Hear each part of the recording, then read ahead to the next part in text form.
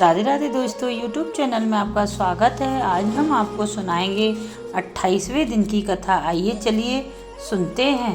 धर्मदत्त ने पूछा, हे देवराज, जय और विजय ने अपने पूर्व जन्म में ऐसा कौन सा पुण्य किया था जिससे भगवान विष्णु का रूप धारण करके वो उनके द्वारपाल हुए।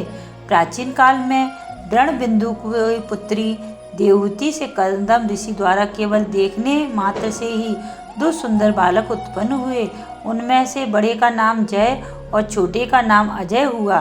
बाद में देवहूति के गर्भ से कपिल देव जी भी हुए। जय और अजय दोनों ही विष्णु जी के बड़े भक्त और धर्मात्मा थे। दोनों ही नित्य प्रति अष्टाक्षर मंत्र का जाप करते थे और विष्णु जी का व्रत करते थे।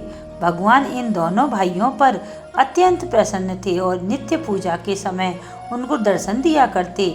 एक समय राजा के निमंत्रण पर देवर्षि नारद जी ने गणों सहित राजा के यज्ञ में पधारे। उस यज्ञ में जय ने ब्रह्मा और अजय ने पुरोहित बनकर यज्ञ को संपूर्ण करवाया। यज्ञ की विधि पूर्ण समाप्ति हुई। मारुत राजा ने जय और अजय को बहुत सा धन दिया। वह दोनों भाई दक्षिणा लेकर अपने आश्रम में आए। धन का बंटवारा करते समय दोनों भाइयों को आपस में झगड़ा हो गया। जय ने अजय से कहा कि धन के बराबर बराबर होना चाहिए। अजय ने कहा कि जितना धन जिसको मिला है वह उतना धन उसका ही है। तब जय ने क्रोध में आकर अजय को श्राप दिया कि तुम धन लेकर नहीं देना चाहते हो, इसलिए तुम गिरहा हो जाओ। अजय ने जय का दिया हुआ श्राप स्वीकार कर लिया और जय को श्राप दिया, तू अभिमानी है, इसलिए हाथी हो जा। जब नियम पूर्वक दोनों की पूजा के समय जब भगवान उनको दर्शन देने के लिए आए तो दोनों ने भगवान से श्राप मोचन का उपाय पूछा। दोनों ने प्रभु से कहा, हे देव, हम दोनों आपके भक्त हैं, मगर हम हाथी की योनि में कैसे होंगे?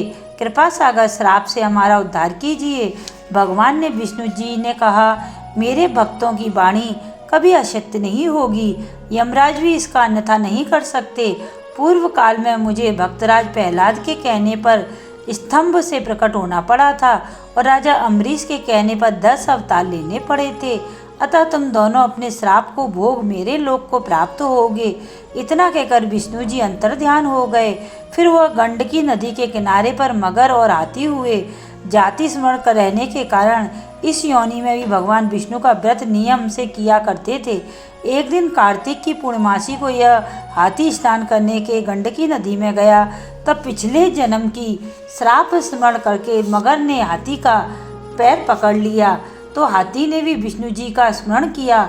फिर क्या था, तुरंत ही शंख चक्र गदम पद्मधारी भगवान ने अपने सुदर्शन चक्र द्वारा उन दोनों को अपने जैसा रूप देकर उन्हें वैकुंठ में ले गए। उसी दिन से उस स्थान का नाम हरि क्षेत्र प्रसिद्ध हुआ। चक्र के आघात से वहाँ के पत्थर में भी चिन्ह बने हुए हैं। वह दोनों जय और अजय के नाम से आज तक संसार में प्रसिद्ध है। हे प्रिय, आपने विष्णु जी के द्वारपालों की संबंध में जो प्रश्न किया था उसका विस्तृत उत्तर मैंने दे दिया। इसलिए हे द्विज, तुम भी ईर्षा और द्वेष को त्याग कर नित्य भगवान विष्णु का व्रत करो। जगत के प्रत्येक जीव की समष्टि से देखो। तुला, मगर और मेष की संक्रांति में नित्य प्रातः स्नान किया करो। तुलसी वन की रक्षा किया करो। एकादशी व्रत किया करो। गौ, ब्राह्मण, वैष्णव की सेवा के लिए हर समय तैयार रहा करो। व्रत करने वाले को मसूर की दाल और बैगन का साग को कदापि प्रयोग में न करना चाहिए। हे धर्मदत्त, ऐसा करने पर तुम शरीर त्याग कर हम लोगों के समान गति पाओगे। भगवान विष्णु को प्रसन्न करने वाले इस व्रत के समान फल देने वाला तीर्थ, दान और यज्ञ दूसरा और कोई नहीं है। हे पिप्र, तुम धन्य हो क्योंकि तुमने विष्णु जी को प्रसन्न करने वाला व्रत किया है। इसके आधार फल तुमने कहला को दिया है। उसके बाद हम कलह को वैकुंठ में ले जा रहे हैं। तब नारद जी ने कहा, हे राजन, इस प्रकार धर्मदत्त को विष्णु भक्ति का उपदेश देकर कलह को साथ लेकर विष्णु जी के पार्षद वैकुंठ को चले गए। धर्मदत्त भी उसके आदेश अनुसार विष्णु के व्रत में तल्लीन हो गया। जब उसका देहांत हुआ तो अपनी स्त्रियों के साथ विष्णु लोक को गया।